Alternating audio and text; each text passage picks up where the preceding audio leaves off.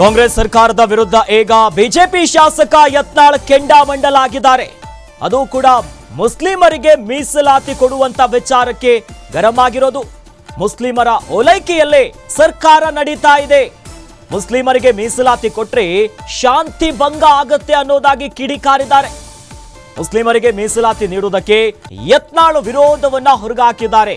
ಈ ಹಿಂದೆ ನಮಗೆ ಮುಸ್ಲಿಂ ಓಟೇ ಬೇಡ ಅಂದಿದ್ದಂತಹ ಯತ್ನಾಳ್ ನಮಗೆ ಮುಸ್ಲಿಮರು ಬೇಡವೇ ಬೇಡ ಅನ್ನೋದಾಗಿ ಯತ್ನಾಳ್ ನೆಗೆ ಕೆಂಡಾಗಿದ್ದಾರೆ. ಮುಸ್ಲಿಮರಿಗೆಲ್ಲಾದ್ರೂ ಮೀಸಲಾತಿ ಕೊಟ್ರೆ ಅದು ಸಂವಿಧಾನ ವಿರೋಧಿ ಅನ್ನುವಂತ ಮಾತಾಡಿದ್ದಾರೆ. ಮುಸ್ಲಿಮ ಮೀಸಲಾತಿ ನಿರ್ಧಾರಕ್ಕೆ ಹಿಂದೂ ಹುಲಿ ಗರ್ಜನೆಯನ್ನ ನಡೆಸಿದ್ದಾರೆ. ಈಗಾಗಲೇ 4% ಮೀಸಲಾತಿ ಅಲ್ಪಸಂಖ್ಯಾತರಿಗೆ ಕೊಡುವಂತ ವಿಚಾರ, ಮುಸ್ಲಿಂ ಸಮುದಾಯಕ್ಕೆ ಕೊಡುವಂತ ವಿಚಾರಕ್ಕೆ ಸಂಬಂಧಪಟ್ಟಂತೆ BY ವಿಜೇಂದ್ರ ಅವರು ಕೂಡ ಈ ಬಗ್ಗೆ ಮಾತನಾಡಿದ್ರು. ಸರ್ಕಾರ ಮುಸ್ಲಿಂ ಓಲೈಕೆಯ ತುಷ್ಟೀಕರಣ ಮಾಡುತ್ತೆ ಅಂತ ವಿಜೇಂದ್ರ ಅವರು ಗುಡುಗಿದ್ರು. ಅದಕ್ಕೆ ಕೌಂಟರ್ ಕೊಡುವಂತ ರೀತಿಯಲ್ಲಿ ಕಾಂಗ್ರೆಸ್ಸಿನ ಶಾಸಕ ರಿಜ್ವಾನ್ ಕೂಡ ಆ ಬಗ್ಗೆ ಮಾತನಾಡಿದ್ರು. ಸದ್ಯ ಈಗ ಇದೇ ವಿಚಾರಕ್ಕೆ ರಾಜ್ಯ ಸರ್ಕಾರದ ವಿರುದ್ಧ ಯತ್ನಾಳ್ ಕೆಂಡಾಮಂಡಲಾಗಿದ್ದಾರೆ.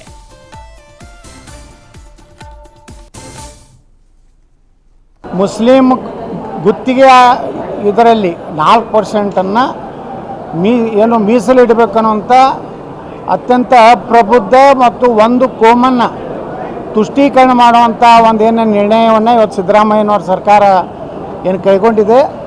ಇದು ಏನು ತೋರಿಸ್ಕೊಡ್ತದೆ ಅಂದರೆ ಕೇವಲ ಮುಸ್ಲಿಮರ ಓಲೈಕೆಯಲ್ಲೇ ಈ ಒಂದು ಸರ್ಕಾರ ಹೋಗ್ತಾ ಇದೆ.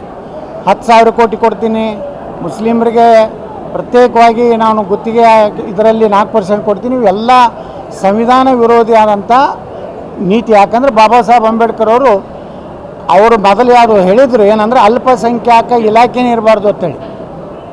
ಸಮಾನತೆ ಅನ್ನೋವಂಥದ್ದು ಅಲ್ಪಸಂಖ್ಯಾತರದ್ದು ಬೇರ್ಪಡಿಸಬಾರ್ದು, ಅಲ್ಪಸಂಖ್ಯಾತ ನಿಗಮನೂ ಮಾಡಬಾರ್ದು ಅಂತೇಳಿ ಅವಾಗ ಅಂಬೇಡ್ಕರ್ ಅವರು ಹೇಳಿದರು.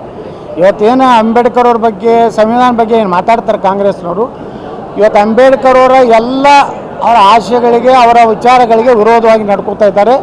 ಇದನ್ನು ನಾಳೆ ವಿಧಾನಸಭೆಯಲ್ಲೂ ಇದನ್ನು ನಾವು ಪ್ರಶ್ನೆ ಮಾಡ್ತೀವಿ. ಕಾನೂನಾತ್ಮಕ ಹೋರಾಟ ಮಾಡೋದ್ರ ಬಗ್ಗೆ ನಮ್ಮ ಏನೇನು ನ್ಯಾಯವಾದಿಗಳ ಜೊತೆಗೆ ಚರ್ಚೆ ಮಾಡಿ ಮುಂದಿನ ರಾಜ್ಯಾದ್ಯಂತ ಇದರ ಬಗ್ಗೆ ನಾವು ಹೋರಾಟ ಮಾಡ್ತೀವಿ.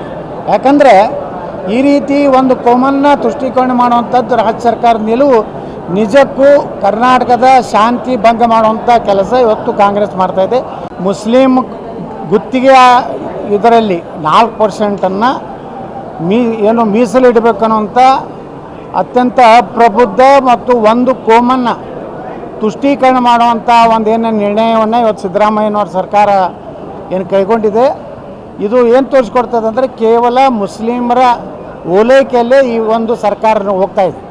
10,000 ಕೋಟಿ ಕೊಡ್ತೀನಿ, ಮುಸ್ಲಿಮರಿಗೆ ಪ್ರತ್ಯೇಕವಾಗಿ ನಾನು ಗುತ್ತಿಗೆ ಇದರಲ್ಲಿ 4% ಕೊಡ್ತೀನಿ, ಇವೆಲ್ಲ ಸಂವಿಧಾನ ವಿರೋಧಿ ಆದಂಥ ನೀತಿ. ಯಾಕಂದರೆ ಬಾಬಾ ಸಾಹೇಬ್ ಅಂಬೇಡ್ಕರ್ ಅವರು ಮೊದಲು ಯಾವುದು ಹೇಳಿದರು ಏನಂದರೆ ಅಲ್ಪಸಂಖ್ಯಾತ ಇಲಾಖೆನೇ ಇರಬಾರ್ದು ಅಂತೇಳಿ. ಸಮಾನತೆ ಅನ್ನೋವಂಥದ್ದು ಅಲ್ಪಸಂಖ್ಯಾತರದ್ದು ಬೇರ್ಪಡಿಸಬಾರ್ದು, ಅಲ್ಪಸಂಖ್ಯಾತ ನಿಗಮನೂ ಮಾಡಬಾರ್ದು ಅಂತೇಳಿ ಅವಾಗ ಅಂಬೇಡ್ಕರ್ ಅವರು ಹೇಳಿದರು. ಇವತ್ತೇನು